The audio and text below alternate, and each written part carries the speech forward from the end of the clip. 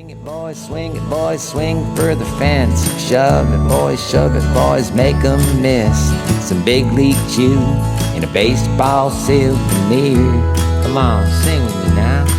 The Joe is home, sweet home. It's roll, tide, roll. The Joe is home, that's right. Home, sweet home.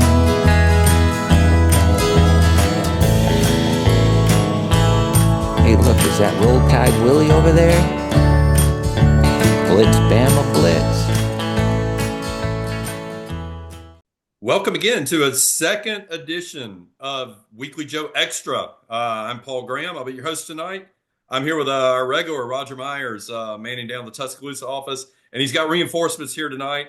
Tonight we're focused on the right field Ragers, the wall bangers, whatever you want to call them, but we're bringing in the students to talk all things Alabama baseball, life on campus, how they got involved with baseball, what they think of the team, and we'll delve into the specifics of the team as the evening goes on. Thanks to Peter Slight and Campland for a theme song leading us in. Many thanks again to Christian Sykes and to Crimson Crossover for hosting and always producing these web podcasts.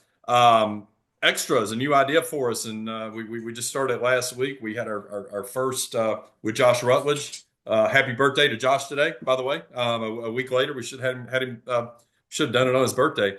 But tonight we've got with us Max Mobley. Wave to the folks, Max. I've got Hayes Flowers, who I learned is how you pronounce his name after all these weeks. I got Tyler Wilcox at Johnny MySpace on Twitter, as you know, and at Rob Von Sharpie from Parts Unknown, who would be wearing a mask if he was a wrestler.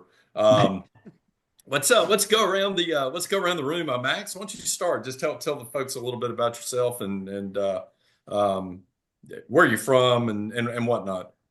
So I am probably the closest one here. I am just from up the road in Birmingham, and been a Bama fan since 07 when I came down here for A-Day and managed to snag I think it was either a baseball game for that or 08, same day, and followed it loosely then. But then freshman year when I came down here, buddy of mine asked me if I wanted to go. I did. Had a great time and stuck with it since. Been ever since. Yep. What year? I'm a senior. And senior. Okay. All right. Senior. So wrapping up. Are you going to stay on a year do a grad program? I am getting an MBA next 2 years. So. Awesome. Awesome. All right. Good deal. All right. You can get the some of the golden years of the Rob Vaughn era, hopefully, as we go. Hayes, welcome. Thanks for telling me how to pronounce your name after Big Bush. Of course. Yep. So I'm from a little town called Leroy, Alabama. Yeah. With the Mobile. Is Ashley your mother? Yes. I knew I recognized you. Yes. We'll get into that later. Yes. So the boomers on here will be like, now, do I know your people? Do we know? Yeah. I'm used to it at this point, but right. As you can tell by Roger's reaction, I grew up an Alabama fan. It's in my blood. And my 12th birthday party, I wanted to go to an Alabama baseball game. It was my first ever game. And I think I watched Kramer Robertson make about 14 brilliant plays. But I fell in love with it. Like I have this vivid memory of Kobe Vance and he rolled his pants up so high. It's because his legs are this long. Since then, I've been following the games, and then now that I'm in college, the games are free, and I got involved with the Crimson Chaos Auxiliary Board for baseball. So I'm getting to talk to, in conjunction with the Alabama Athletics marketing and figure out the best thing we can do for fan experience, specifically students. Awesome. And y'all been great. I mean, the whole group out there has been fantastic. I mean, when it's a big game, they show up. They're loud. I mean, they're it's a big help to the team, and I know the team reacts very well to them. So welcome. I got ahead. I'll keep going around. I'm going kind of clockwise. At Rob Vaughn Sharpie, tell us about yourself without giving away too much or whatever you want to do. Yeah, so I'm not releasing my name because there's probably a couple parents who don't like me too much based on some stuff I've tweeted in the past. But I'm originally from New Orleans. I'm Okay. also a senior here. Growing up in New Orleans is interesting because we don't have an MLB team. So naturally went to a lot of college baseball games growing up, whether it be at Alex Box or Tulane or even UNO. So naturally when I got to campus, it was just, it's hard not to fall in love with right field and all the stuff that's happening at the Joe. Yeah. Yeah, absolutely. It's a great place to watch a game. Hayes, tell us what year are Uh, you I uh was, uh, Oh, sorry. and then I'm a senior, but I'm you're a staying senior. on to take an extra semester in December. So Cool. I'll graduate in December. Okay, good. You get an extra football season out of it. That's smart. Yeah. And Sharpie, what'd you tell me what year are you? You said Senior. you're a senior. Okay, gotcha. You staying on or are you wrapping up? I'm wrapping up and going to law school. So we'll see Okay, good about for that. you. Awesome. Yeah. Very good. Do you know where where are you going? I'm between Tulane and Villanova right now, so I want to Oh. do the sports law route, and those are two pretty impressive schools for that. Nice. Nice. Very nice. Good to know. At Johnny MySpace is Tyler Wilcox. So welcome. Thank you for having me. Yeah. A little bit about yourself. Yeah, I'm from Mississippi, right outside of Jackson, area really. So following baseball, growing up wasn't the easiest thing in the world. Yeah. Just television wasn't a thing, but ever since like the ESPN app really started like hosting a lot of the games, you got the SEC alternates. Like that's whenever I was able to like really, consistently follow the program like growing up. But honestly, truth be told, I spent way more of like my younger years at the Dude because I had a lot of friends that were state fans. So I was going up there for those games. And so, if you're ever going to fall in love with college baseball, the Dude's like a great place, to introduce yourself to the sport. 100%. Yeah, it was always going to be Alabama.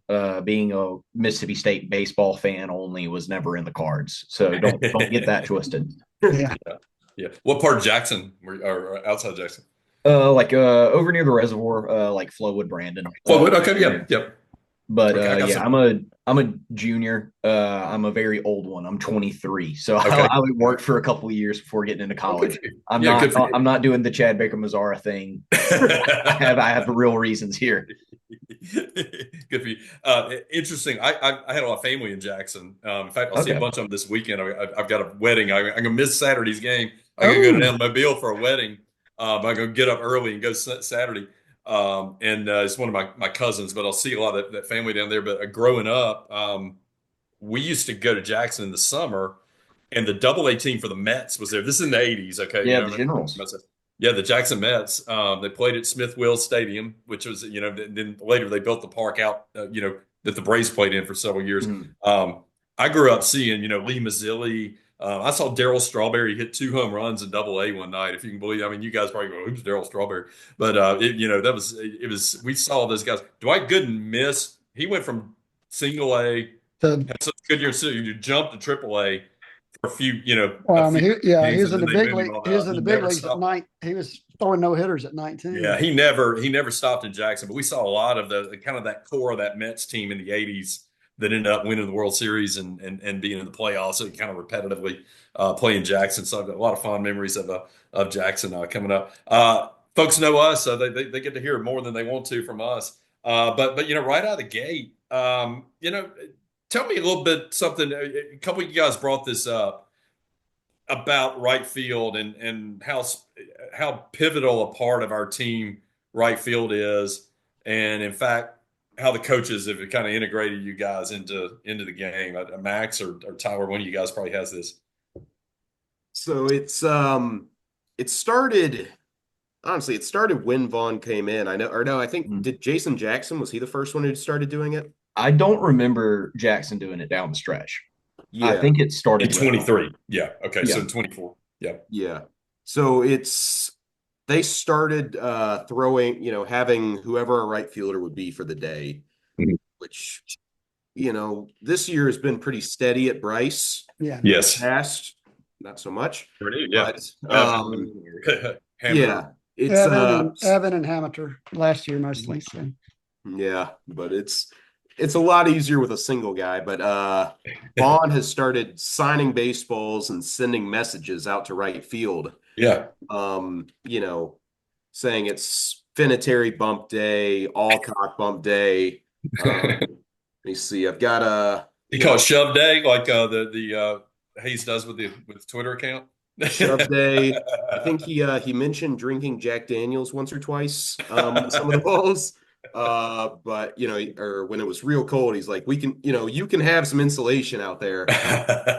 But and he's been big. He's been loving on us, and he's talked about us in some of his post game stuff too. And it's yeah. we appreciate it, but it's the 1,300 people, every single one of them out there appreciate it, and they show up. When they show up, it is an incredible atmosphere. It's been fantastic. Mhm. You guys would have loved when we first opened the stadium. There was no limit. Oh No yeah. limit on people, no limit on alcohol, no limit on. I mean, I say on alcohol, I don't mean beer. I mean bottles, Oh, yeah. handles of Jack, bottles of wine, biggest cooler you could bring in, and there was. I mean, we had like 2,500 people out there. And I wonder why. and, of course, still bringing their dogs and the chairs, but so we made it about halfway through the season, and somebody that wasn't a student had gotten in there, and he was throwing beer on the Tennessee bullpen, which they probably deserved it. But and the next week it was like you had to buy a 6-pack cooler. You could only bring 6 beers. Everybody had to have their own, One guy ruined it. And it's loosened up just a little bit, I think. I mean, it's still 6 beers, right? But you can be tall boy. But you have you don't have to have a tiny cooler. They had to go out and get those little small coolers. It's 6 beers up to a pint and absolutely zero limit on the percentage they can be. So, okay. Yeah, I know there's some people that go over to Lusa and ask what the strongest pint cans they have are. Okay. And, all power to them. Yeah. But but you can't waste your beer on beer showers. And you can't throw them out. Yeah, you can't do that. So that's kind of unfortunate. But. Well, talk about Tyler. Talk about strategies for you go and you bring a friend. Maybe you find somebody that's kind of lightweight, or you get a girlfriend or whatever that maybe is going to drink 2 of her seltzers. Is that kind of the way you got to go to make this work better? Yeah. So I will say I'm going to backtrack for a second because I got to hold one of our coaches to this. That's Paul right here from Master Sunday. Coach Mo saying that he would name his child Rory should he have pulled it off. So Mo's going to have to live up to that. I will text him and tell him. I just needed that documented here on the internet. But yeah, no, I will say for me, I have, recently gotten there like a little bit earlier, so that I can kill 1 or 2 while we're waiting in line, so I've got 8 going for the day, but I got 6 to bring in with me or start having a few at the house, whatever it is. But then I'm not going to say anyone has ever done it. I'm totally not going to say that I have ever done it. You certainly don't condone it. I certainly don't do that. But are the real strong security checks of shuffling to the bottom of your cooler, to make sure there's not an extra beer there? I don't know. Do they treat it a little more lax when they really know you and you're a regular? Who's to say? All I know is I bring in 6 beers that are no bigger than a pint. That's all I know. That's it. Yeah. And you just hope we don't go extra innings. Hayes, you run the Twitter account, so you are at Bama Right Field, and do a great job of it. I'll add that in. I mean, you do a fantastic job during the game. You call out the bad fans, which I like because we got a lot of them out there. I mean, as any program does. Talk about the time commitment on that and what you got to put into that, and kind of how you come up with content. Well, I will say it's not just me. It's a few people, but you got a team. Okay, good. Yeah. Yes. So, but it's like the Mark Jennings account.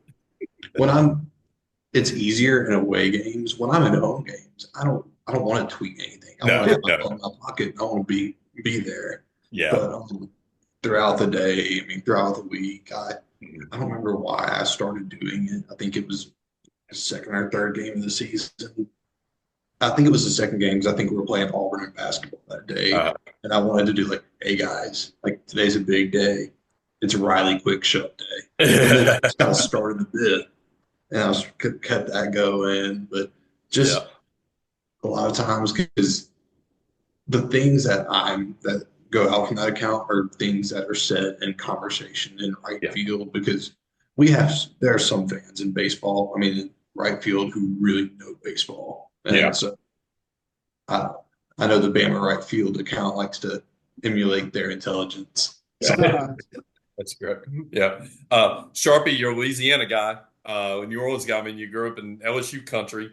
You were probably coming of age and some of the height of some of those really good, really good LSU teams. How did Bama kind of become an option for you? And what do you think of the atmosphere as you've seen it evolve over your years at the Joe? Yeah. So, I mean, like, obviously Alex Box is a pretty special place. I mean, I was there on Saturday this weekend, kind of reminded me. I mean, I've seen midweek games there. I've seen out of conference. I've seen SEC play. I've seen a regional and two supers. What I'll say is, like, they fit more people than us. Baton Rouge naturally is a bigger city than us, but it really is a shame that they don't have the right field. I mean, like, we really are so lucky to have what we have. I mean, like, I'm pretty sure they just stick their students down the right field line, kind of in the corner. Yeah. Like, I don't really know where they even Is that what they do? Yeah. But I mean, I what I will say, and I think I've tweeted it a couple times, is, I mean, like 3 years ago when I was a freshman, I'd walk in and I could get there at the national anthem and I could probably sit in the first two rows. And I mean, this year for Tennessee, I was there an hour and 15 minutes early and I still was in the third or fourth row, which like made me really happy. I mean, it was a pretty awesome experience. And I mean, there's even been weekday games where it feels essentially full, which is just really impressive. And I think it speaks to our fans and everything like that. Yeah. I mean, it's great to me to see the whole conference, and even just nationwide, the money people are pouring into facilities. I mean, hell, we all hate Auburn, but they did a great job. I know, Roger, you just got back from there a weekend or two ago. I mean, they did a great job on the kind of the updo of that stadium. Yeah. Tennessee's done a great job. Georgia just put 40-something million into their play. We built a 40-something million in 2016 facility. You try to do that right now, it'd be 80 probably. I think it's great to see, but you guys look around the conference. I mean, Hayes. I mean, well, you think of another program that's got probably a better student setup. I don't know that I've seen one. I mean, I think technically Texas A&M has a Section 12 out in right field, but even then, it's just a small set of bleachers. Yeah. They had where they put us when we were there this year or every year is far down the right field line on the metal bleachers. Up, right. And then next to that is a big metal bleacher section that is the student section and general admission. So it's a mixture of students and older people, and they're doing all that weird culty shit, and it's just awful. I mean, it's like, and then fortunately they were not. They were terrible when we were there. And I mean, we didn't get many bubbles blown in our face, but the bubbles and the chants and the dances and it's weird. But you were about to say it, but Ole Miss's setup is that's pretty good set. Yeah. I'd say Ole Miss, and I think Mississippi State kind of has something similar, not just like, but something pretty close. But the porch, that big porch, it's kind of elevated up in the right field side. You've been there, I'm sure. Yes. Yeah. I'd also say the hog pen in Arkansas, they do a really good job. Those guys have a lot of fun. That Arkansas is a cool place. Yeah. Do you guys find yourself ever interacting much with the students from the other programs? I mean, I get a few, accounts on here that do, work dedicated to Arkansas or dedicated to whatever, and they know we're, a Bama site, Max or Tyler, Sharpie. I mean, everybody would identify you with Alabama easily. You guys have much interaction with, even if sometimes the Barstool accounts or the other accounts at other programs. I'll say I don't think necessarily from the student side for a lot of other programs you get much. I think SEC baseball is what it is, and every student section, other than like Missouri at Phi Delta Theta sponsored Taylor Stadium, is going to get a good crowd out there. Right. But truth be told, I think you get a lot more interaction. At least I do. from, the more like, just regular adult fan crowd.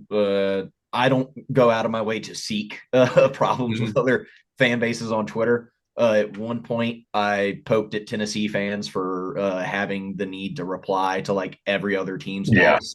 Very, they need to get on Indeed.com. And I immediately hopped on a plane and went across the ocean after I hit send. And when my phone came back off airplane mode, my replies were full of my point being proven. They get their feelings hurt very much so about other programs. Gage Miller still deeply hurts them. That's right. Yeah, yeah. Hayes, you talked about this in a chat we were having. Kind of a new thing we're seeing lately is the wall banging, beating on the wall, the last out. Yeah, you guys. I think some or all of you guys are veterans of that. Probably got the scars to show it. How did that come about? Yeah, so I don't know why, but a few years ago, like since I've shown up, it's kind of been a thing. Like, all right, in the last out, everybody stand up, and then if it gets 2 strikes, everybody hit on the wall, like clap. And it's just been that way as long as since I've been coming. And then it was before the Tennessee series. We were passing out flyers on the quad, and we had some of the players there. And I went up to them and I go, "Hey guys, like, is there anything that y'all would like us to do differently that y'all wouldn't like us to do in right field? Like, literally, like, this is y'all's team, so anything we can do to support y'all." And then Justin LeBron looked at me and went, "Hey, like, y'all beat on the wall at the end of the game. Can y'all do that every time there's 2 strikes?" And Justin LeBron could tell me to take my shirt off and dance in right field every time there's 2 strikes. And that's what Justin LeBron wants. That's what Justin LeBron's getting. The franchise gets what he wants, right? Exactly. So he asked for it, and I am the one to say no to Justin LeBron. No. But it's been fun. We've enjoyed getting to do that. Yeah. I'll let Max tell you real quick about his seat. Okay. Yeah, has everybody got their own seat? I mean, is everybody got you know not to go there? It's like fluff seat at the Coliseum, or the whatever. I'd say it was probably about a week or two before the Tennessee game. It was like a midweek. It might have been like Alabama State or Middle Tennessee. One when it was like 30 degrees. Or it was 30 degrees. There was nobody there. I forget who all was there. We were looking around and we found that one of the panels on the right field wall has about this much space. Okay, little gap. Like, it's kind of removed from the wall because Bryce ran into it earlier in the year and broke it. So when you hit it, it sounds about 4 or 5 times louder than any other spot in the stadium. And well, I have the bruising from our last home game a week ago. Yeah, a week and a half ago to prove that it's fun, but if you get a few beverages in you, you start to miss the pad a little. Yeah, hitting the concrete and yeah, and it also, I mean, we get to 2 strikes a lot. Yeah. We stay at 2 strikes for a long time. Trying to get that third strike is tough sometimes. And so just continue. Like, I think it was the longest we had was 6 rounds of strikeouts, and then we gave up a hit on the 6th foul ball, and it was just I had to go. I pulled some ice out of my cooler, was just holding it on there. But no, it's fun, and that spot on the wall is I get there way too early. Yeah. It's gates open an hour beforehand, and I live just across the bridge, so it is a very easy walk there, and more importantly, walk back. And a stumble back. Yeah. So I get there early, and from that, I mean, it's getting the spot, and here's the deal. There are better seats in the student section. I mean, sitting on the pole so you can stack your beer behind it. It's great. Sitting close to the bullpen so you can, so you could have conversations with them in the early parts of the year. That was great. But it's this one, it's like it's kind of middle of the wall, and I love it. It's great. Yeah. So you mentioned the interaction with the players and LeBron and everybody. Sharpie, I mean, other guys on the team, you got, I mean, what, 40, 45 or whatever on the roster. I mean, you run into guys, you know some of the guys, or y'all have some interactions with them on campus, or mostly just at the games. Not really. I mean, like sometimes I'll see one walking around campus. I'll say what's up, and they'll usually sometimes I'll have earbuds in and get a little surprised or something like that. But most of my interaction does come through Twitter with the guys. Yeah. I think I've got like 18 following me now, which is pretty cool, and they'll usually Yeah. like my tweets too, which is nice. But I mean, like they're pretty easily recognizable, and they actually go to class on like some of the other teams, so I can see them. But I mean, like one really cool thing about this team is, I mean, it really is like a really likable group. It seems like, It I mean, is. I don't personally know them, but there's no one on the team I'm like, I don't want to have a beer with that guy or something like No, that. Like it they're does seem like a good group. they're a Uh-huh. tremendous group. They Yeah. really are. Really good kids, young men. The You look interaction around. I've got stored up that is going to have to be cashed in on is I asked Bryce if Will Platner had any openings to get faded by P.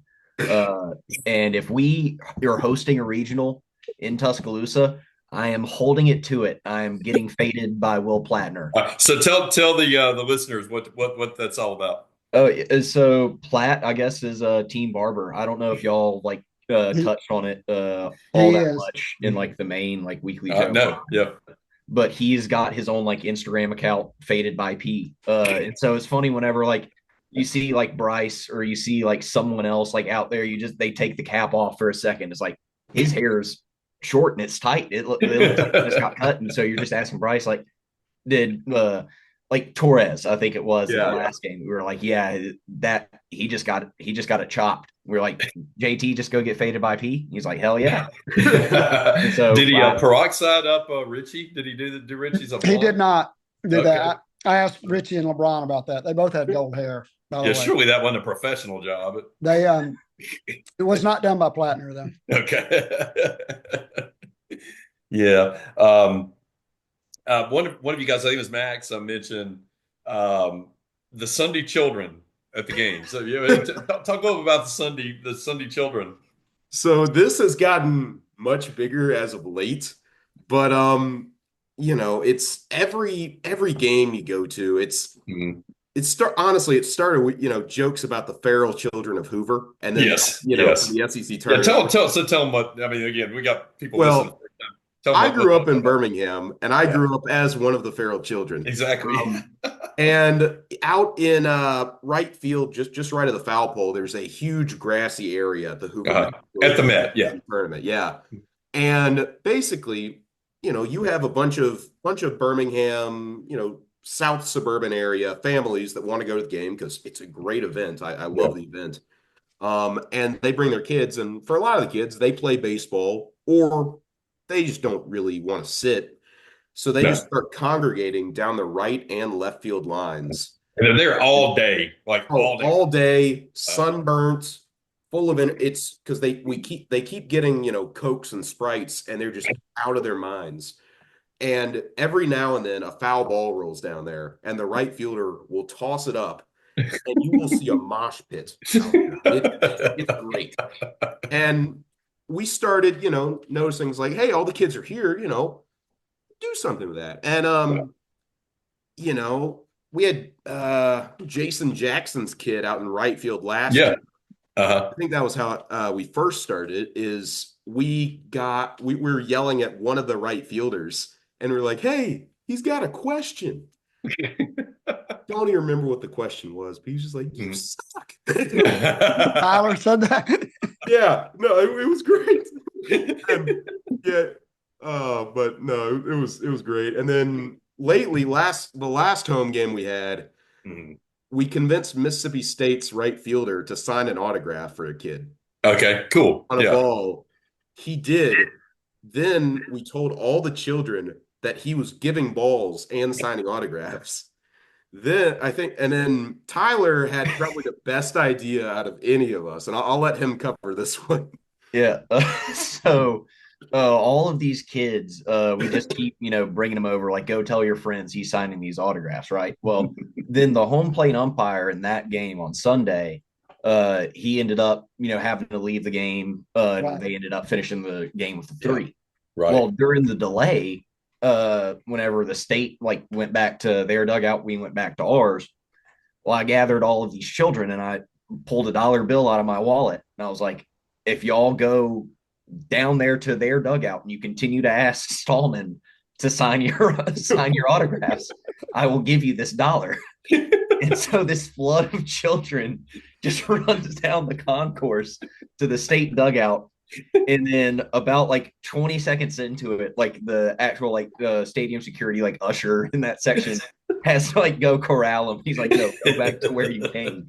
And so they come back to collect on their dollar. At first, they couldn't remember where I was. And eventually they figure out. And so I give them the dollar. But of course, I'm giving $1 to this pack of children. Yeah. Who then in turn all fight over the dollar and rip it too. And they don't understand how American currency works, and they don't understand that you just have to tape it back together. So Yeah, I get my dollar back. It ain't worth 50 cents, right? I get my dollar back because they think it's worthless. So I ended up breaking even on it, and then I lost gambling on a hot dog peanut race the next day. But, yeah. So yeah, there's one. I mean, Sharpie or Hayes, you guys, do we have a little wagering going on out there during the games on the races or anything?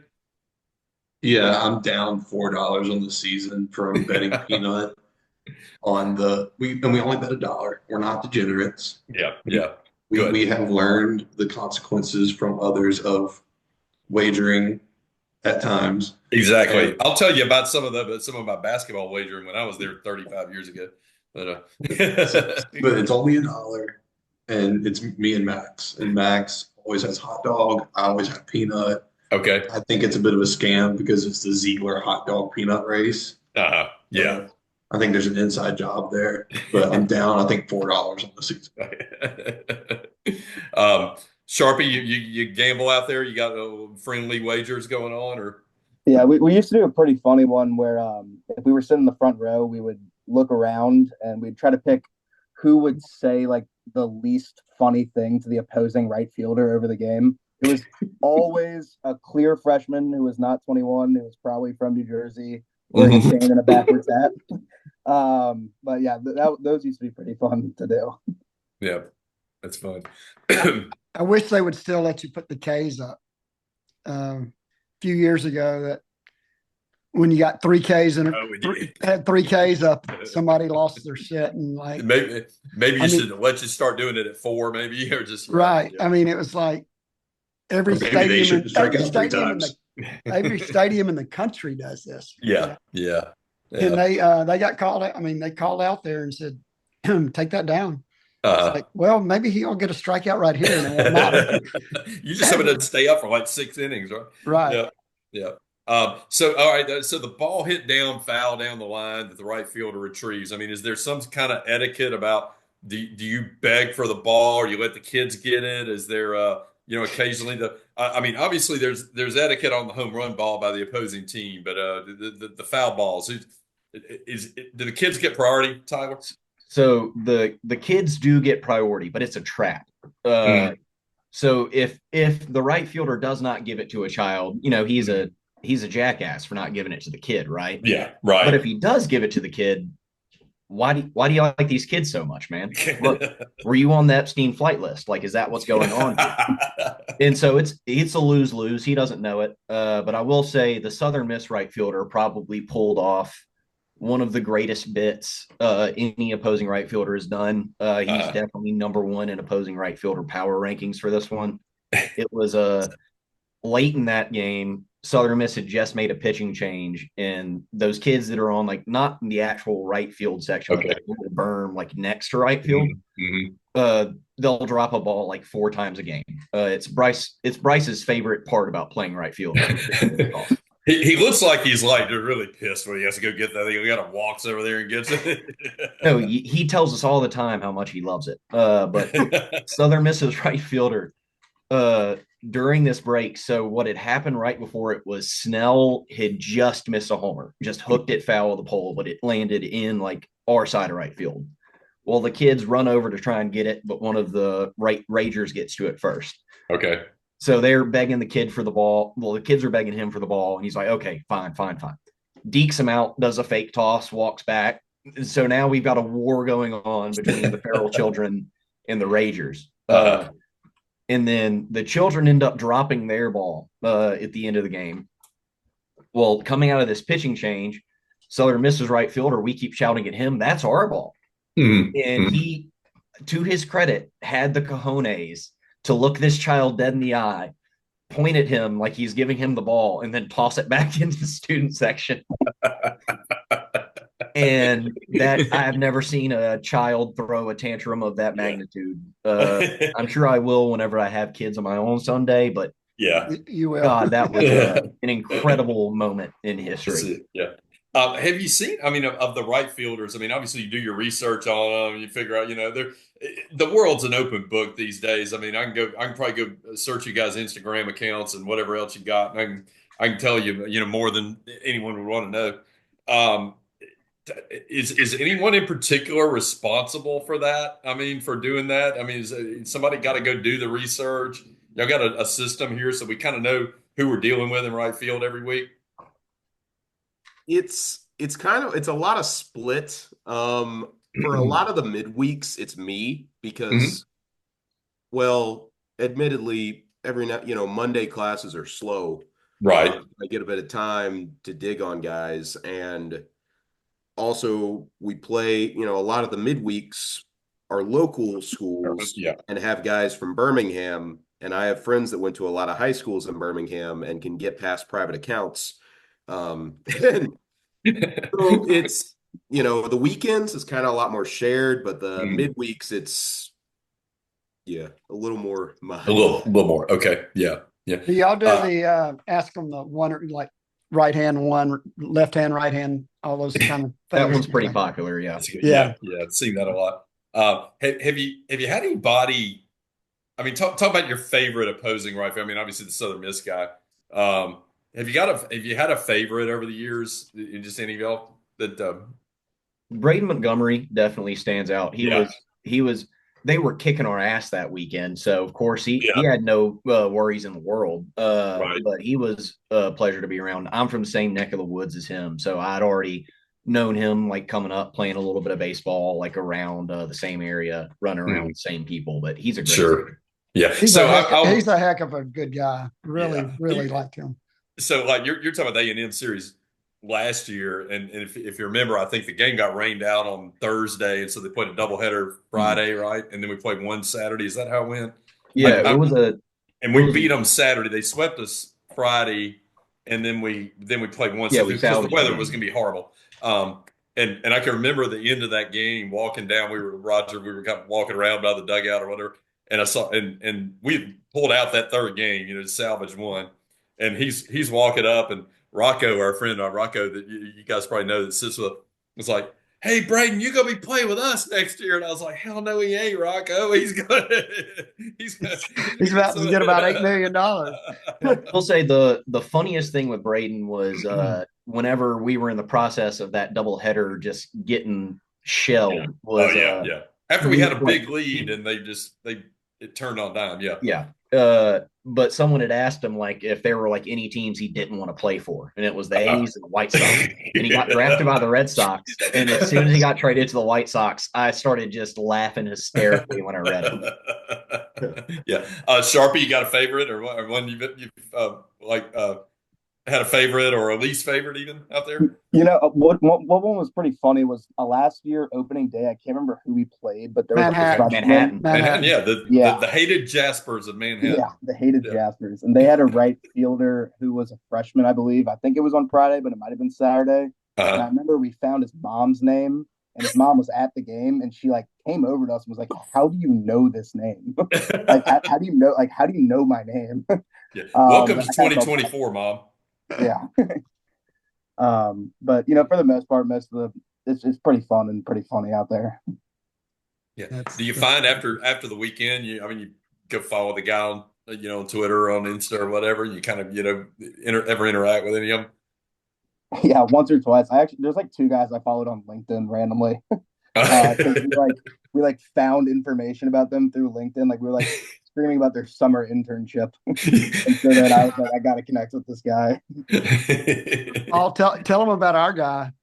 Owen Parliament. Y'all heard the whole. Yes. I've heard the Owen Parliament. Binghamton.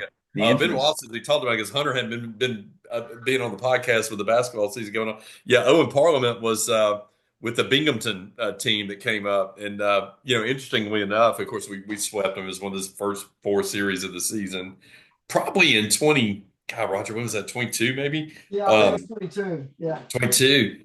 And we followed Owen Parliament, and when we were doing the podcast, I mean, before we went to the podcast platform, we were doing Spaces, and some of y'all might have been. Yeah, we started doing Spaces in that season, and we would, after just the name was so unique, and Hunter had that corny joke about if you don't pay your taxes in England, you be Owen Parliament. And so we followed him. We tracked Owen, and he played. He actually was a pitcher, and he was kind of a two-way guy, and then ended up playing one of the City College in New York, or one of the New York, some other college in New York. Transferred to somewhere. Yeah, and Hunter actually tracked him down, I think, on LinkedIn, and found he was doing commercial real estate or whatever it was he was doing later. So yeah, so we've done a little bit of that, not to. So it's kind of fun. I guess the good thing about it, I mean, you guys speak to this. Baseball, the guys are so approachable. It's a little more likable. They're not covered up with a helmet. You're playing 50 something games. You feel like you get to know them a little better. Smaller crowds. Exactly. Smaller Yeah. I mean, it's a good night. Accessibility. You have access to them. Right. So much more. I Right. mean, The game ends. You can go, like the other day when my friend was there with his little kid. I mean, he was had a blast. You got to go get Justin LeBron's autograph after the game. Right. I mean, you couldn't do that with Bryce Young after a football game, right? I mean, talk about that. You can't wander into football practice or basketball practice and just I don't think I would have lasted long trying to go to either one of those. Right. So you guys, I'm sure. I mean, if you're an Alabama baseball fan, you're a fan of all the sports of the program. But talk about your favorite. I mean, you guys enjoy going to football. You enjoy going to basketball. But I mean, why is baseball, as I like to tell people, it's the least hassle-free and the best. It's the best fan experience of any of the sports on campus. Well, when I go to football, I'm yelling for an hour and a half. Yeah. When I go to basketball, I'm yelling for about an hour and a half. When I go to baseball, I just get the chance to sit back, relax, talk with my buddies, hang out, and just have a good time. Mm-hmm. And I mean, because baseball is also the only student section that is as intimate as, I'll put it this way. Bryce in game 1 against Tennessee, Bryce Fowler saved my cap when he brought that home. Yeah. Like, there's no other game. There's no other sport on campus where you are right up there.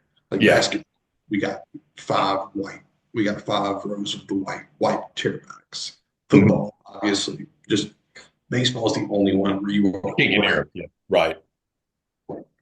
And just the game day experience. I mean, I drive down from Birmingham. I was down there in an hour. I park across the street. I walk in, enjoy myself. I drop back out. I'm an hour. I'm back. I'm not dealing with bumper to bumper all the way back to Birmingham or bunch of savages on the road. I mean, it is really the most. I mean, Sharpie. It's probably the most. It's the most hassle-free of all the sports. Yeah, and I think a really cool thing is sometimes it is just like a kind of a bonding experience. I mean, it's really fun to bring a cooler out there and sit in lawn chairs and just hang out with your friends. And if someone brings a dog, it's definitely just a very unique experience compared to everything else. And at first when I was a freshman, it was kind of stress-free, and now it's not so much because I guess I've gotten so invested with the team. Yeah, you do get real invested. I mean, we know. Yeah, but for the most part, I mean, it college baseball in general is just a really special experience, and I hope it continues to grow in the way that it is, especially at Alabama. Yeah. Max, thoughts on that? You got some thoughts on that? Yeah, I love the big three. And I mean, I've gotten pneumonia from watching the Iron Bowl in the rain. Yeah. I've gotten COVID from an Alabama basketball game. The worst things I've ever got from baseball are a sunburn and a hangover. And it's like, what I love about baseball is you can get as stupidly into it as you want. Mm-hmm. You can dig into advanced stats that sound like warning labels, or you can just go sit out there in the sun with a beer and sunglasses. And it's just, and I love both of those. Right. Right. And the other thing is, I mean, like even our team right now, I mean, you're going to lose 20 games a year. I mean, you lose it, and hey, we suck tonight. Let's come tomorrow, right? Yeah, you come tomorrow, right, Tyler? Yeah, I mean that's the thing is I feel like it's especially like for the people our age group that grew up with the Saban run with the football, yeah. And losing a game was a life-altering experience. Right? Yeah, as successful as Nate's gotten basketball, it's one of those things that I feel like baseball is a really good tool for those people just to recognize like, what perspective is. Because you can't live and die with every pitch. I want to. That's just because I'm, hyper competitive and I sink everything I've got into it. But, you win 2 out of 3 games every weekend that you play, you're a national champion. You don't have to be perfect every weekend. And it's such a sport that'll go streaky. We'd gotten cold with the bats and we had run into 2 weekends in a row where things just kind of hadn't bounced our way. And then all of a sudden you're looking at a trip to Alex Box and it's like, man, when's this going to let up? Yeah. But, you've got to maintain the course with a sport like that. And it's also great just being at those games because it's probably the best like entry level fan experience. Like exactly, you can't go watch a football game with no idea what's going on and really enjoy it. But especially in the student section in right field, like I, gotten my girlfriend into baseball more and she's brought like her friends occasionally and I bring my dog and it's great. Like, it's like, hey, you don't even have to care about what's going on. Just read your book, sit in the sun. Enjoy the dog. Yeah. It's a great time.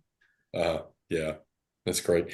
I've done that some this year. I brought a couple of friends that brought their kids. One was like 6 or 7. I can't remember Roger when they came Oklahoma weekend, and then my buddy has a 12 or 13-year-old who came to his first game, Mississippi State weekend on the Saturday game.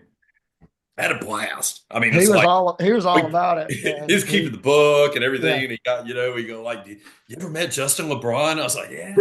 It's like, we got him all the swag, got the Masters towel, which I got right here. We got one of those. Anyway, they had blast. I mean, it's like you can't go there and not have a good time. I mean, right. And one thing we're done the last few years, and a lot this year for sure, is we got a big contingent of the WAGs.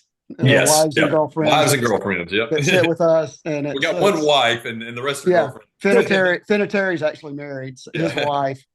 And then, like Tyler Fay's girlfriend and Austin Morris's. When LeBron's girl comes to town, and she was in Baton Rouge, and she and mom and dad were there. Her Pacey's sister is great. Pacey's sister, Brady's girlfriend, sometime Cade's girlfriend, and Riley's girlfriend, and Banks' girlfriend. So they're and they, most of them have been together a long time, so they know baseball. I mean, they live and die by it. Yeah, they know what's going on. Yeah.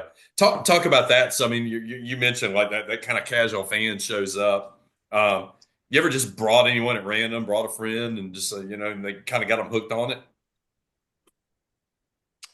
Guys. Yeah, you guys. Yeah, I mean, I'll say for sure, like last season, started bringing like my girlfriend, got her like into basketball during basketball season. And she she's a diehard basketball fan. Her heart broke when Jaron Stevenson transferred. That was like her one player when she chose to get into basketball. She chose. That was her guy. Yeah. Unfortunate choice. That's neither here nor there. And then started bringing her to baseball games because it's such like a easy to get into. You can't have a bad time at it type thing. And now like we're into year 2, and she's just like me, the standpoint of like if we're playing a midweek game on ESPN Plus, we're watching it, Really? Yeah. Right. It's great to see, whenever you can get someone into a sport, especially such a quote unquote niche sport like college baseball. Exactly. Yeah. Others? Yeah, no, I mean, I'm at the point now where my girlfriend goes here and my little sister just started coming. Okay, cool. Yeah. All right. Last year during the Tennessee series, I called my little sister and I was like, hey, right field's open this weekend. Mhm. You're staying at my apartment, but I want you to come up here because it's fun and I want you to Yeah. experience this. And she came up, and now every game day I get a text from my little sister. It's like, hey, are you going to the game today? Uh-huh. Obviously, I'm going to the game today. I've never told you I'm not going to the game. And but she comes and just sits out there. And I mean, for her, she's at that age where she's got to get as many Tide loyalty points as possible. Yeah, sure, sure. But I mean, that for me, it's just I get to go I get to go watch an Alabama sports team for free. Right, Why would right. I not do that? In the best setting. I mean, the best setting, no doubt. Yeah, yeah. Sharpie, you got a you've made a couple of converts along the way. Yeah, I mean, like, starting off with my girlfriend, my Valentine's gift this day, because this year was opening day Yeah, it this was year. opening weekend. Yeah, that's So right. I Yeah. got her a nice Alabama lawn chair, so she started coming to a lot of the games with me. I don't know if she appreciated that gift that much, but I Yeah. see that the gift keeps on giving. And I mean, a lot of my friends have started to come along a lot more. I mean, a lot of people just maybe at first weren't that invested in baseball, and ironically, they're all huge Braves fans. I'm like, we have this awesome team on campus, like, come support this too. And Yeah. a lot of guys have started texting me now, like, hey, you want to go an extra 30 minutes early so we can get a good spot, which is cool to see. Yeah, yeah. The thing I take away, I mean, is like as a student, and this came up a couple of weeks ago because it was the anniversary of Luke Ratliff's death. I think it had been 4 years ago.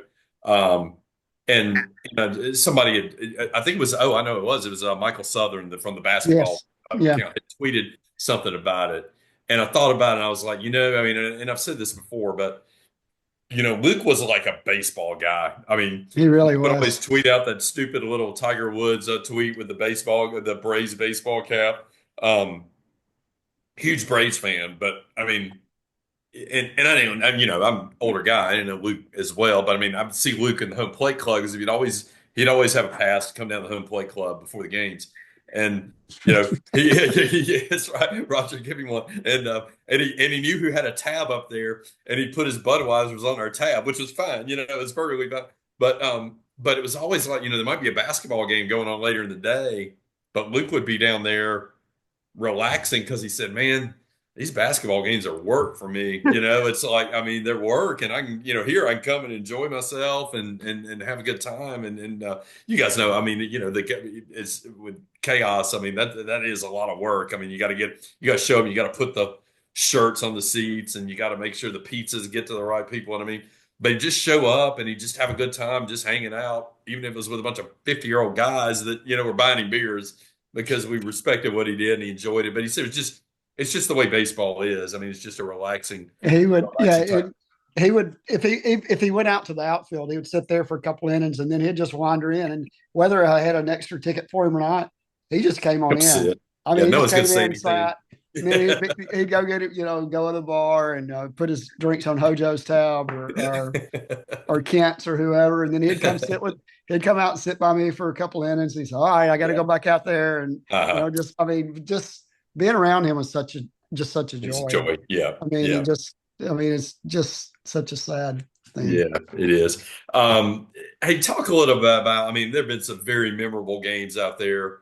I mean, you talked about the Bryce robbing that ball in the right field and probably right in front of one of you guys. It saved Max having kids in the future. Yeah, no, like I've already said, and this is on the record. Yeah. I'm going to do everything in my power to, if I ever have a son, first one's getting named Bryce. Bryce, yeah. He protected the future. Protected the jewels. Huh? Yeah, and there's a picture out there of him getting the catch and me leaning about to fall out of my chair. Yeah. So, I mean, of a favorite game, a favorite game or moment out there. I mean, most of you guys go back to 23, Yeah. which was a very memorable run. After the whole thing went down with Bohannon and that team kind of got, the last couple of series of that's the last three series, we go and we beat Vandy 2 out of 3 at home. And Pink hits that ball to the law school, as I refer to it, the Hugh Culverhouse Junior School of Law. Yeah. And then we go and we take 2 out of 3 on the road versus A&M. Then we sweep Ole Miss at home. It was really bad that year. Yeah. And then we get the regional. And I mean, some of you guys were probably at those regional games. I mean, that had to be a pretty memorable run. Anybody's Tyler, your most memorable? Oh yeah, it's either Pink on the night that he did it, hitting that nuke, just because you knew that like the moment and everything that surrounded it. And I wish the umpire never took him out of the batter's box. I wish that he could have stayed there for 17 minutes. But it's either that or it's got to be. Even though Boston College was the team that we won the regional against, easily the most memorable moment being out there that weekend because I had bought the pass for like every game that weekend. I'd taken off work. There wasn't a game I was missing. No. But it was the Troy walk off where Tommy is legging out that ball to short on one good hamstring. Gutted hamstring. Yeah. And just forces an errant throw because the shortstop kind of looks up and doesn't realize like how little time he has to make that play. And just the absolutely ballistic reaction that happened out there in right field. Like I crave more night games the Joe because whenever that place is just like late at night and everyone's just fully off the rocker, it is nuts. Yeah. Sharpie, like, you got like Bryant Denny at night so much. Like Bryant Denny, yeah. Like I mean the lights and the big SEC game at night or whatever. Yeah. Sharpie got one? Yeah, I mean, obviously, like the Troy and Nickel State games there stand out. I think last year, I mean, we had a bunch of good ones. I mean, LSU game one was pretty great. Probably shouldn't have won that one, but hang on. I'm sorry to interrupt. Brad Bohannon just texted me. Chase Lee just got called up to the big leagues. Oh, nice. The Viper. The Viper. That's awesome. Sorry to interrupt you. No, that's all right. That's worth it. Now you get to use a major league hat instead of having to do the minor league affiliate. I know. It's the first time I've ever had to do the minor league. I mean, we had nobody. Yeah. I mean, for the first time in a long, long time. If you might have, let's see if you scooped Bama Pro updates. I'm gonna send it to John. I'll send it to John right now. Yeah, John's my brother. Y'all may not know, but Bama Pro updates is my older brother. So but yeah, he if anyone knows, he usually knows before the rest of us. So let's see if he's got it. But yeah, that's pretty cool. Let's see, he's got tweets out there. Let's see. But no, go ahead. He did not know. He didn't know. He did not. You scooped him for once. We scooped him. The first time he's ever been scooped. Yeah, I think we're gonna have to clip that one. Nice. Yeah. All right, go ahead. I'm sorry. Who was it? Yeah, my bad. Sharpie, was that you? Go ahead, Sharpie. Yeah, that LSU games 1 and 3 was really good last year. Tennessee game 3, Arkansas when Zane went I think 8 innings. That was really cool. Just shoved. Yeah. I mean, like all those, when you're kind of the underdogs in those SEC games at home and you pull out the series and your heart's kind of pounding out there because the game's come down the wire. Those have all been pretty memorable. Mm-hmm. Yeah. Hayes, you got one? I mean, even if it was like there've been some really good kind of tight midweek games we walked off and things like that. I mean, anyone come to mind? Yeah, no, I mean, I'm from Mobile. Beating South Alabama will always be fun to me. But the big one that comes to my mind, and this is more of a moment than a game itself, is when we were playing Boston College. Mm-hmm. And I mean, we had 5 hours of delays. And so right field was just getting progressively drunker. Yeah. And I was a sophomore at this point, so I wasn't drinking. And we're sitting next to their bullpen because I think if I remember correctly, we chased our starter first. And we're sitting next to the bullpen, and they've emptied their bullpen at this point. Yeah. We just start yelling at the only person in the bullpen who's their bullpen coach. Well, there's a little spot on the bullpen wall that's a blind spot. And he goes and sits there. And we keep yelling at him because we're like, we know the door didn't open. We know you're still there. We know you can hear us. But so that's probably one of my favorite moments. Yeah. Max, you got one? I've got a special place in my heart for Tennessee this year. Just because of the trash or game 1 Tennessee, because of the mutual trash talking that had been occurring for 3 weeks. And they had just come off the Eastern Tennessee loss, and their bullpen had chirped a bit at us, and some people over further to the right were chirping at the bullpen back. They got out of hand. And then the post game chanting at the when they tried to punch our walkout line. the students, not saying I did, but some people started a chant towards Tony Vitello, and that was that was one of my favorites. Wish we had better memories from the rest of the series, but we'll that's a big night. That's a big night. Big crowd out there that night. I mean, I think Fire Marshal was going to shut y'all down out there that night. Yeah, we had guys. We had so what's the max? 1,300. 1,300. Okay. Yeah. And I didn't know we had a capacity until that weekend. Yeah, I think they were turning people away at some point that night. We had overflow into the left and right field general admission section, and then those sold out, and they had overflow into the parking lot across the street, and there were like 30 guys over there. Wow. Yeah. Talk about, we see the guys do the flap the wings or whatever when they hit a home run, and they're always look out to right field. So what let the people in on what they're doing there. If someone could let me know, they haven't told us. They pointed us and they do this, and so I pointed them and I do this. That's about it. I mean, I think my understanding is Brennan Norton would be the. Brennan's the one that starts most things. Okay, but I like to think they pointed us because we're yelling and they're happy that we're there. But all right. So it's not like some secret fraternity or something you all are involved in or anything. Nothing. I took it to be the Zuna thing to begin with. I think that's what it is. The airplane or whatever they call it. Yeah. But then but I think for several years the guys have at least pointed out there, right? I mean, before we started the airplane. Yeah. I know last year it was the point, and then they do like the wolf pack thing, and that's what it was last year. Right. Best right fielder ever. I mean, Bryce is great, but I mean, Andrew Pinkney was it. Talk about getting to watch that guy do his thing out there for a couple of years. Oh, there was nothing better than when you saw someone trying to take an extra base and you knew what was about to happen. Like, I was already up out of my lawn chair because I was ready to just yell at this guy to not run on pink. Not on pink. Not on pink.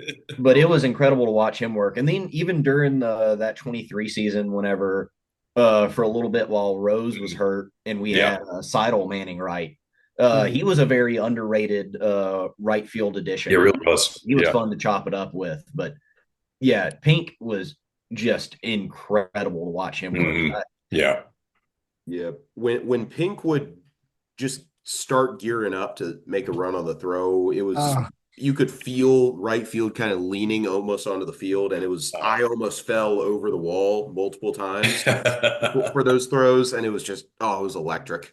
And I know we have heard. I mean, because I think we kind of started the not on pink hashtag. And I mean, you could hear on the broadcast occasionally when he's gunning a guy down, the not on pinks come up from whether it was us down the lower level, probably ever someone up further up, because I think it caught on. And but man, just the arm on that dude must have been really fun to watch from out there. I don't know how, because I checked his MLB pipeline page, and when they have the prospect grades on him, the arm grade is a 60, and I'm like, oh, come on, what are y'all looking at here? Right. That's ridiculous. But I'll appreciate it though, because that means more people will attempt to run on pink. Just try them lower. Okay. All right. So help me out with this. What's the weirdest thing you've ever seen out there in right field? Sharpie, you got one? Just something off the wall, unconventional. Somebody dressed up as a furry, or somebody brings a porcupine, or anything like that. This might not be the weirdest, but we were at a game. I can't remember what it was. Might have been a midweek, and someone had their dog in the outfield, and the boyfriend accidentally let it off the leash, and it sprinted into the grandstand, and they never came back. And they chased the dog, and I don't know what happened. But that was pretty weird. I don't know if it's as weird as a furry or having a porcupine, but that was pretty funny to watch. Hey, Easy got one? I mean, I'm going to be quite honest, not off the top of my head. I'm sure there are things I've seen before where it's okay, this is a bit odd. This couple like being really weird over there, not even paying attention to the game. Like maybe that here and there, but for the most part, I'm so locked in for half hours. Well, that's the thing. You got the hardcores like you guys. I mean, you're into every pitch, and then you got the casual fans, and then you got the people just out there for the social aspect of it. I'm sure. Max, seen anything really bizarre out there? Honestly, some of the more bizarre stuff is you're allowed to bring in food out there. They don't publicize that, but it's great considering concession prices now. And the quality and the lack of quality. Yeah. I've seen people bring in everything from, peanuts, Cracker Jack, the normal stuff. Yeah. And I've seen people bring in, like 6 hot dogs, like 6 wrapped hot dogs. I saw someone bring in like in a Pyrex dish, a 20-inch pizza from Standard. And honestly, I think we've been waiting. We really want to see someone try to bring in a rotisserie chicken, or like a casserole or something. Oh yeah, no, like I've joked about bringing a pan of cornbread in, but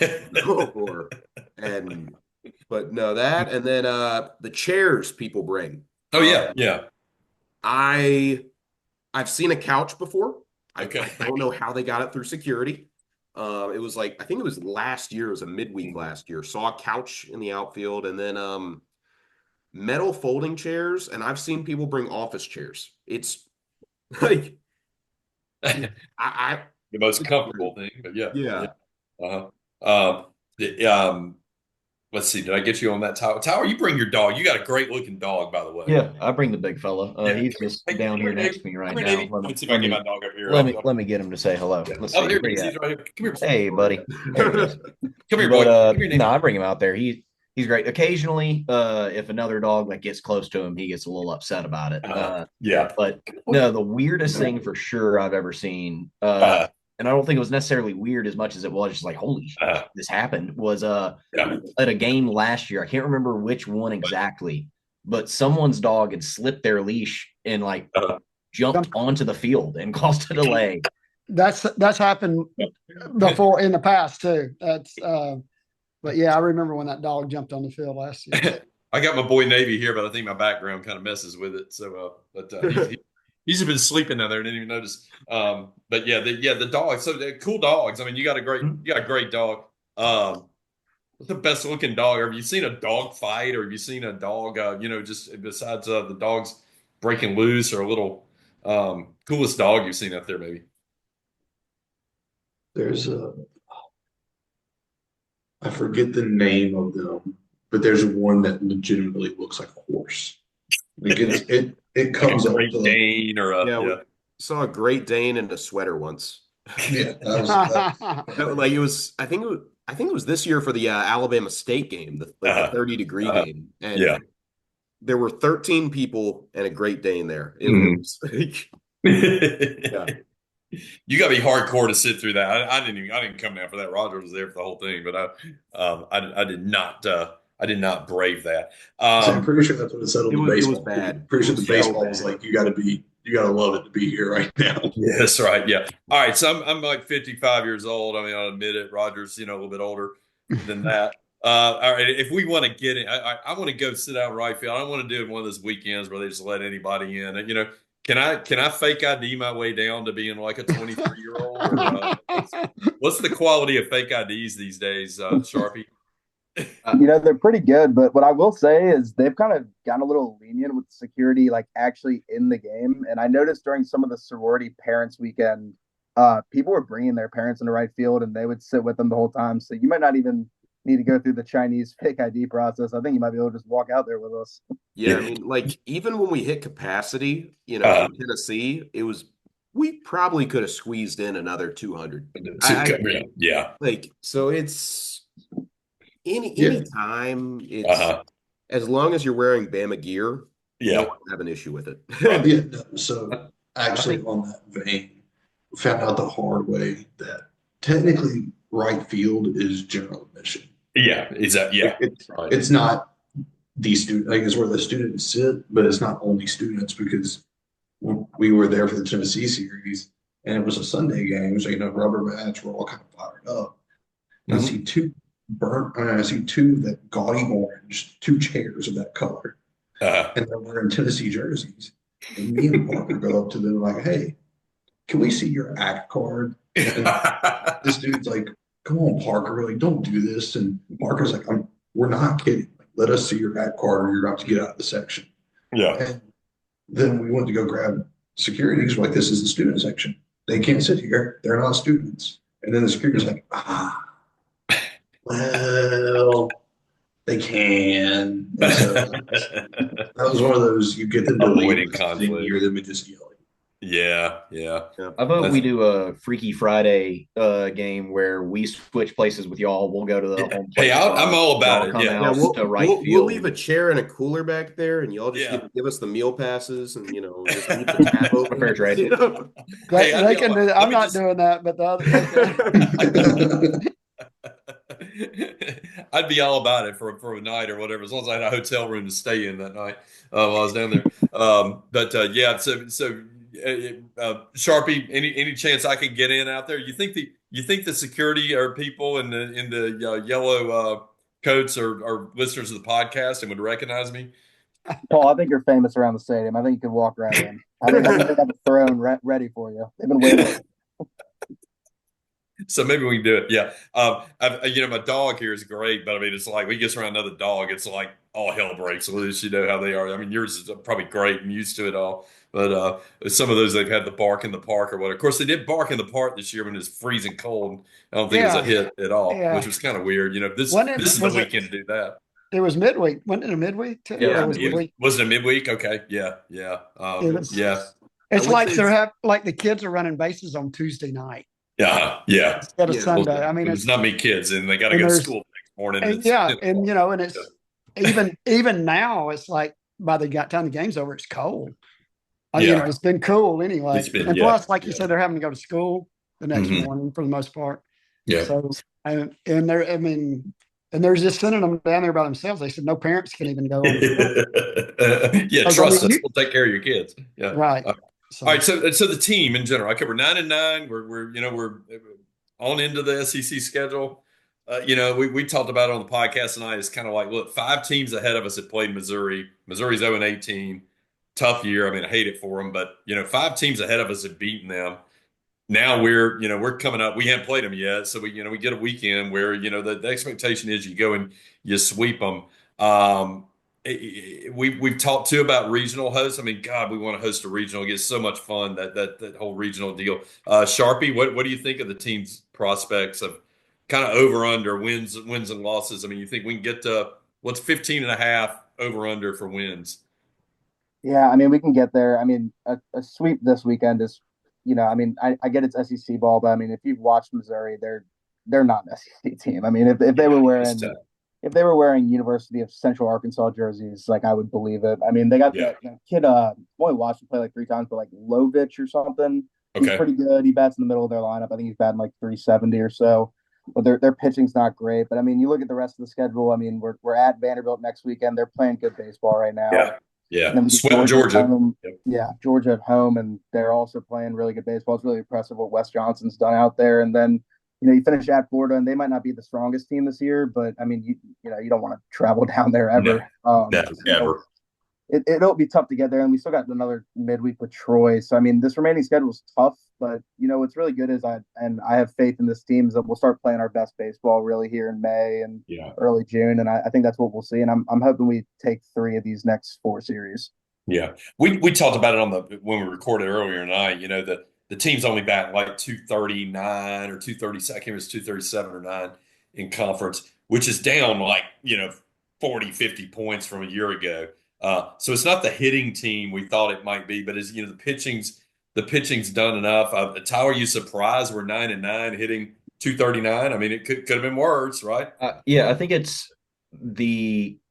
it's kind of been feast or famine a bit in SEC play. Against A&M, everything was coming up our way. And then the Tennessee series, I think, I'll take it to my grave if we have a healthy Riley Quick. Yeah. We come out with that series. Second you get your Saturday guy who's probably your first round pitcher, can't make it out of the first inning. What can you do? But we've kind of caught in some tough breaks, but I feel like the team's slugging the ball well, and that's kind of how you can survive on the low batting average. But it's one of those things for me. Like I'm a big, numbers guy in baseball, and especially with college baseball, really wanting to host another regional at the Joe. So like that target number you're looking at 16. 16, yeah, I think so too. So if you handle business, unfortunately, 0-18, Missouri is like increasing further and further into absolutely due territory for a win. Like they're gonna get someone, and I just really hope we pass it to the next. Don't want it to be you. Yeah, you just do not want it to be you. But if we can get out of this weekend, like that win at LSU was huge because it gets you to 500, and you're looking at if you can get out of this weekend 12 SEC wins. Well, your target number becomes 4 more wins across 3 series. You get Georgia at home, who their home road splits, getting away from the little league field that is Foley, aren't great.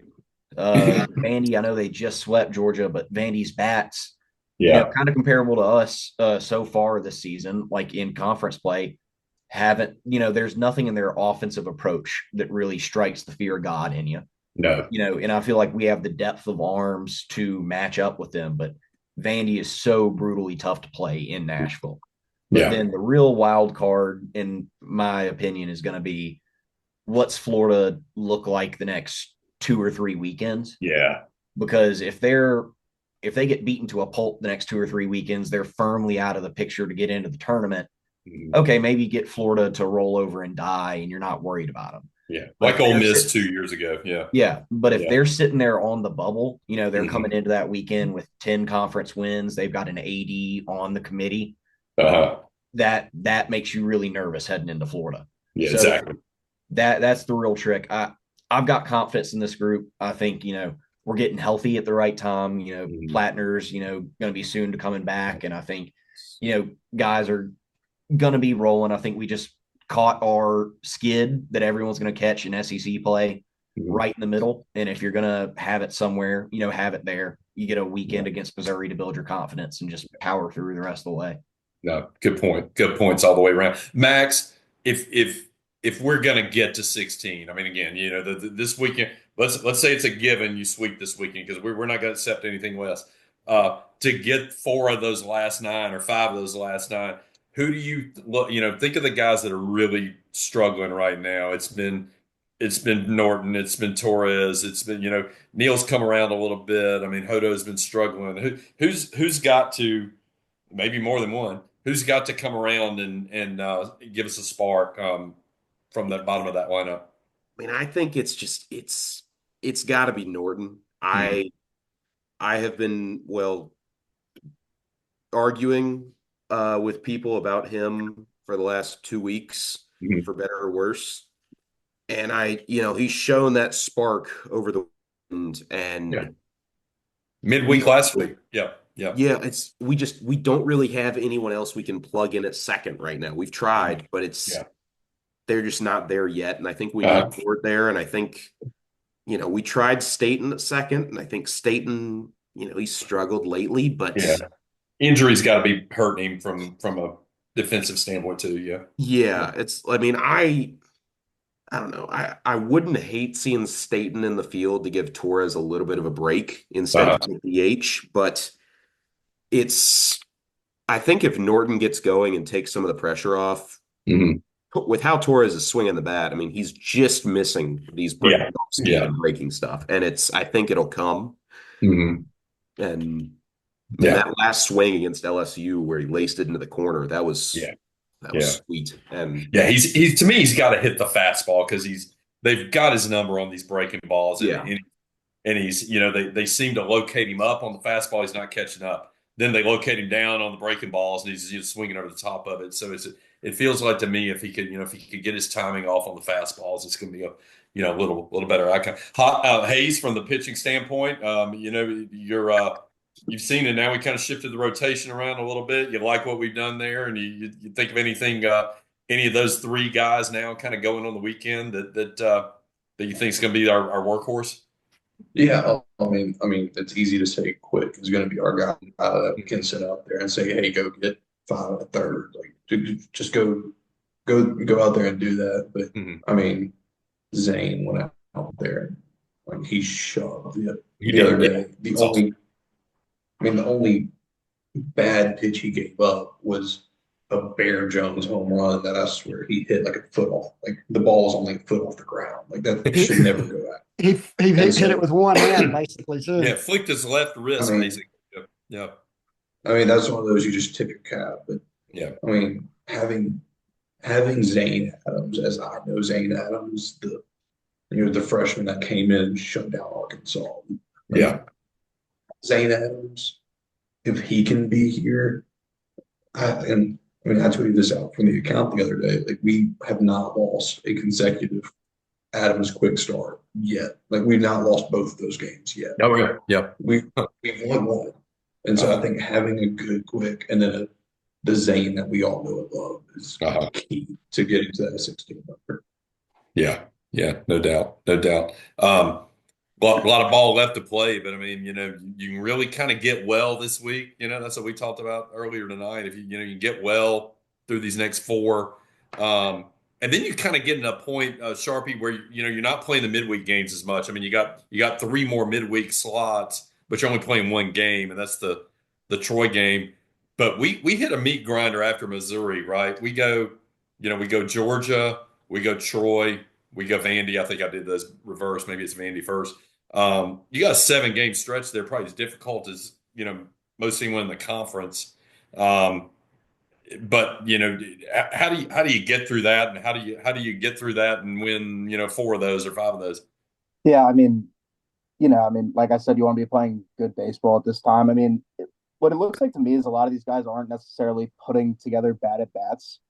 Like I know Torres, he obviously had 4 strikeouts on Thursday and he had 3 on Saturday. I can't remember what he did on Friday, but like it's not like he's swinging at incredibly bad pitches. He's really just swinging through the ball, and I think that it kind of goes with like a lot of the guys in the lineup. And it's just hoping that some of those bats can get going. And what's really good is with getting Staten back is we have options. You saw John Young Jr. getting time this weekend, and what the hope is that at some point these next few weekends you can start to find that lineup that is clicking currently, and then we can just kind of ride that out. Now, will we find that?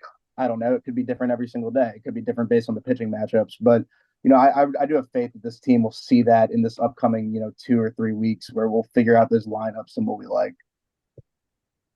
Yeah. Kind of figure it out. Tyler, I think we answered your question on the podcast that had to kind of do with the juggling of the lineups. You remember what you asked? Talk about that. I think it was for this episode that y'all just did, or we just like a minute ago, an hour ago.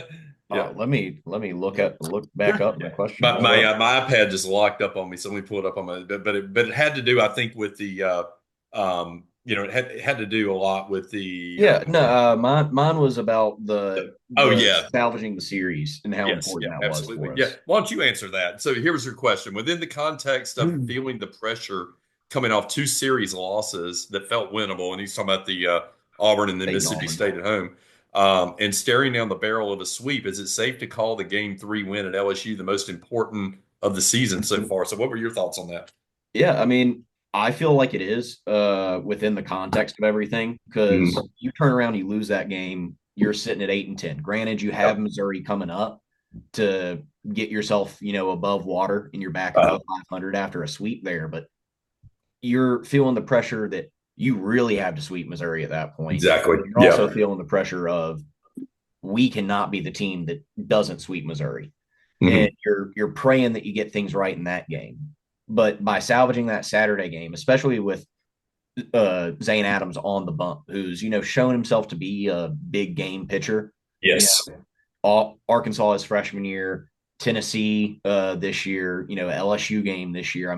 When the moment really calls for Zane Adams, he's there to pick up the phone. And I think hopefully that's moving him into, a Saturday role for us, really gives him more opportunities of, hey, we're in the hole a game, or, hey, you can go out and win this series tonight. Whereas Friday night, it was a set the tone thing. I think maybe he's better in a spot where the tone's been set and it's either, okay, you get us back to even, or you go ahead and put this thing in the book. I think it will be a huge thing for him. But within the context of everything and just feeling like everything was coming up not your way, things bouncing the wrong way at Auburn and Snell, kind of coming off that collision with Richie and then playing a weird gap in left center there, you feel like you left an out or two on the table, that just being at a weird ballpark, that state Sunday game where you can only scratch 2 hits against the Sunday guy, even though you've had some hard hit outs, it just felt like, and especially that Thursday game at LSU. You've got it in hand, and you get 5-1 lead, strike 3 call of all time. And as soon as that call happened, you knew what was happening, the rest of that game at Alex Box, giving them that momentum. And you just feel like, the world's against you. But by getting that win, I feel like, you've buoyed the ship. You're sitting at 500. Everything's in front of you. So I wouldn't have any qualms calling that, the biggest win of the season within context. Yeah, absolutely. Hey, you were just talking about that Mississippi State game with 2 hits. You guys probably had a better view than us. How do they give Bronny an error on Bronny's ball?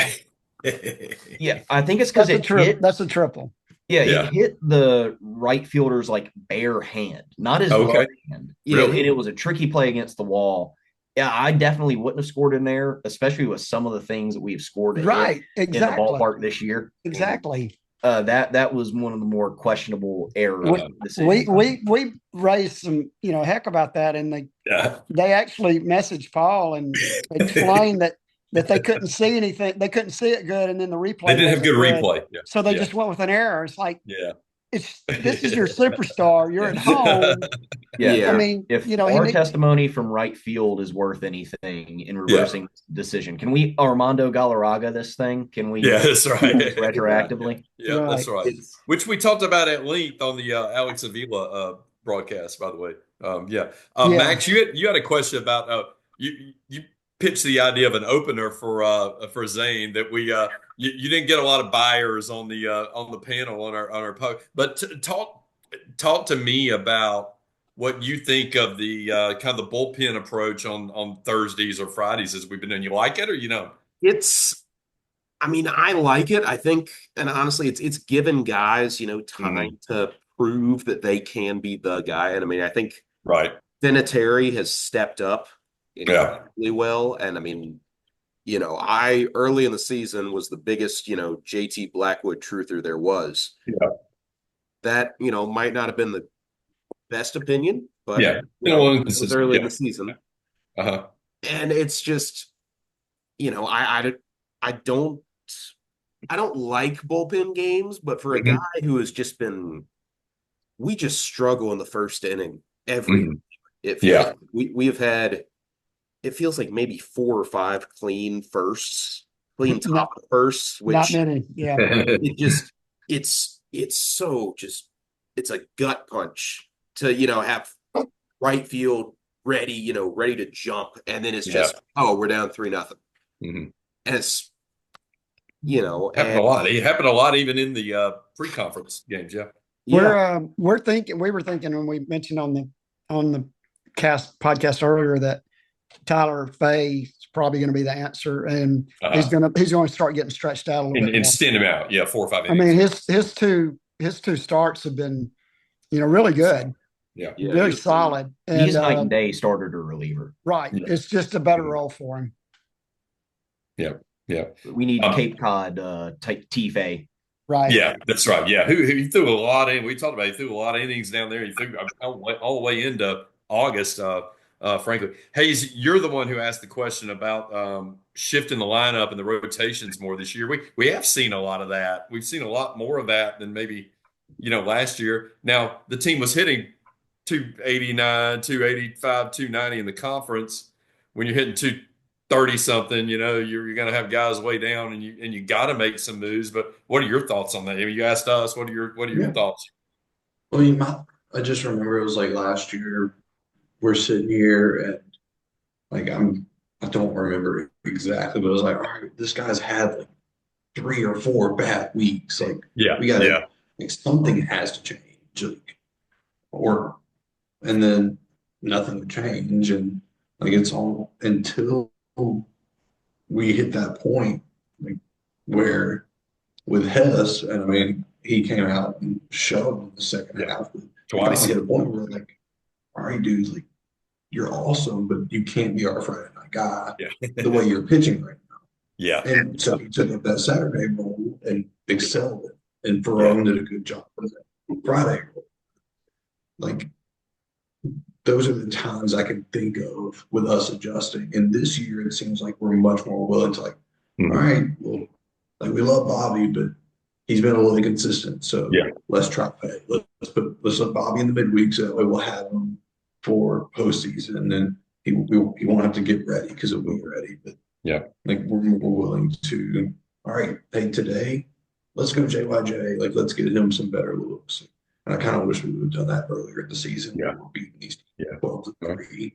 Like I wish we would have gotten Steele, JoJo, JYJ some good at that. It's probably a little bit of a balance. You know, we're 11-0 in midweeks. You might could have thrown some of those guys out there and had a little tougher. You know, even a couple of those midweeks have been tight, right? You might could have gotten those guys a little more reps in those midweeks, but you might have dropped a couple of those. And I mean that, you know, it's a tough trade-off, right? It is, but it seems like this year they're much more willing than they have in last year to make a change, and I like that personally. Right. All right, and we'll wrap this up because we've been on a bit. I'll start with you, Sharpie. Do you think this team is built for regional play? I mean, it feels like with the pitching staff, it's maybe it is, maybe the hitting isn't. I mean, walk me through the scenario where Alabama wins a host, or whether it hosts it or not, but wins a regional. Yeah, I mean, anytime that you have what I look at as a two-headed monster on this pitching staff and Adams and Quick, I mean, anything is possible. I think the problem is we do have a ton of depth at pitching, but it does feel like we have that maybe lack of who's that third guy. Like y'all said, Faye's been incredible. When his off speed is on, he can be that Sunday guy. Do I necessarily am I overly excited about him maybe punching us to go to the super regional? Maybe not. And that's not a knock on him. It's just maybe because I'm so used to Adams and Quick. But I mean, it really is, as every regional is every year. I mean, it's winning that first game, and then which will probably be Quick now, and then going with Adams in the second game. I mean, because if you win that first game and then you got Adams in the second game, I mean, you're setting yourself up so well. And you got to win this first two. Yeah, I mean, the key to this team is it's two things. It's winning with Quick and winning with Adams, and then when they're not pitching, finding a way to get Osmer out there, because anytime we have Osmer out there, I mean, we can win any game. So it's we can just keep those games close and then just hope the offense can do something. Yeah. Tyler, walk me through it to convince me we can win a regional. Yeah. I mean, I think it comes down to the fact that, especially if you get out in front with Quick and Adams, which isn't going to be a 1-2 that many people are going to match, you know, especially if we're getting paired up. Like, you know, obviously if we're hosting, we're not going to have an SEC team as our 2. If we're at 2 somewhere, we're not going to have an SEC team as our 1. They're not going to have the depth of 1-2 starters. And then on top of that, I think the depth of the bullpen. I think, you know, a lot of other teams have 1 or 2 guys that come out of the pen, throw 97 and have a wicked slider. And, you know, if you can find a way to touch them once, their bullpen's torched. Yeah. You know, our bullpen strength is definitely in numbers, not in, you know, overall. Like obviously Osmer, you know, leads the country in saves. I still think he's tied or second after this weekend. Right there. But it's not, you know, the traditional 98 with a hard slider closer. You know, it's, you know, a bit funkier. It's arm slot. We've got a lot of guys in our pen that are much more than what their stuff would suggest. And I think that's really where you win, especially the old format of Hoover. If we were still playing double elimination in Hoover, I'd feel as great about our team as anyone, because I feel like Bobby is about as good of like a midweek starter that, you know, you can bring in. He's had experience in SEC play as a starter. And then the depth of our bullpen is, I think, something that matches up extremely well, especially with Lehman emerging, you know, as a freshman piece, as another lefty. You know, that's really where you can, you know, it doesn't play so much in your favor in a super. It's kind of one of those things that's odd, the postseason structure of a regional. The bullpen depth really plays for you. A super regional, not so much, just with the 1 3-game set. 2 or 3. But if you can get yourself to Omaha, all of a sudden the depth of your staff takes on a whole new life again. Right. Yeah. Max, your thoughts in closing on that? It's, you know, it starting has, you know, it's been our issue for a while. We've been bottom 5, bottom 6 in the SEC for too long, but it's, our bullpen, we get, that mix of Buchanan, Myers, and Oz, in the 6th or 7th inning. I feel like they can they can handle any lineup they've seen. Yeah. And it's in years past, we've had our, go-to guy be, whether it was Gage Miller last year was far and away best hitter on the team. Yeah. He clogged up base paths. LeBron, if they're going to give him the superstar treatment and walk him every time, he'll bank and pay. And I think it's that just little oomph of difference, I think, is going to get us a bit further. Yeah. All right. And Hayes, wrap it up for us. I mean, help convince me we can, get to a point of hosting and maybe win a regional and have a fun off season or fun postseason like 23. Yeah. Well, I mean, easy way to say this, we have Justin. Yeah. Sometimes it just helps to have the best player on the field on your team. Yeah. And right. I know this weekend people are looking at like, oh, he didn't have a good weekend. Like he is Justin LeBron. He's still the guy who has, was it 58 RBIs? 59 now. 59, I think. RBIs, 15 home runs. I mean, he's a vacuum out in shortstop. Like he's still that guy. And then having Cade Snell, who's coming up into his own right now, right behind him. I think the only thing that we need, I think we will get it, is we need one of Torres, Poto, or Staten. Exactly. To just start to go, not even go insane, but just be themselves. Right. Like they're playing so much worse than they are capable in their talent right now. And so if one of them starts swinging it like they can. Yeah. No, definitely put the 6 flag up, but that's a little ambitious right now. There you go. There you go. Yeah. Definitely going to be a fun stretch run. I mean, again, you look forward to this weekend because you hope the team in doing this. It feels like we're taking a little breather and thinking, okay, look, we get it. We get a chance to experiment, do some things maybe.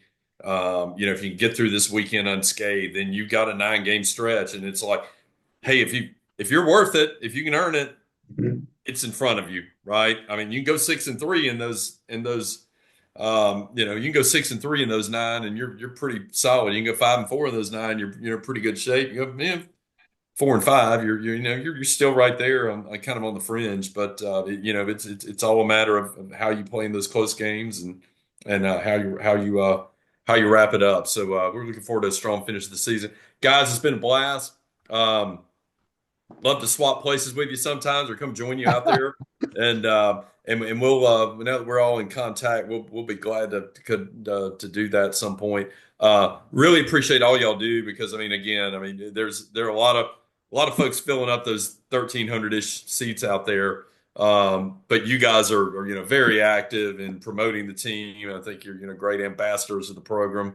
And what you guys do out there to kind of gin up interest. And that's what we're all about. The only reason we do this is just to gin up interest. And we like talking ball and talking about this baseball team. We obsess about it 12 months a year. And these 3 or 4, we like to, spend a lot of time talking about it in detail. And I kind of feel like we're building the program's building up. And the more you do things like this, the more you kind of build up on that foundation. And really appreciate you guys. And I just recommend, make sure you pass it on to somebody else. Make sure you're going to come and go. You're going to go off and do your thing in your career. Let's just make sure that the younger generation behind you takes that same interest and keeps on ginning it up. But really appreciate you guys. Roll Tide. We'll see y'all out there this weekend. Again, thanks to our panel tonight on Weekly Joe Extra with the Right Field Rangers. We had Max Mobley, Hayes Flowers, got it by Rob Von Sharpie, and Tyler Wilcox, and of course my partner in crime on these at all times, Roger Myers. Thanks again. We'll do it again soon. I'm glad to have y'all on again sometime. I would love talking ball with y'all. Thanks again, and we'll let Campland and Peter Slide take us away. Swing it, boys, swing for the fence. Shove it, boys, make 'em miss. Some big league chew in a baseball souvenir. Come on, sing with me now. The Joe is home, sweet home. It's Let's roll, tide, roll. Joe is home, that's right. Home, sweet home.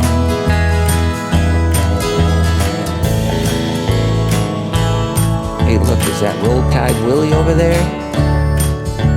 Well, it's Bama Blitz.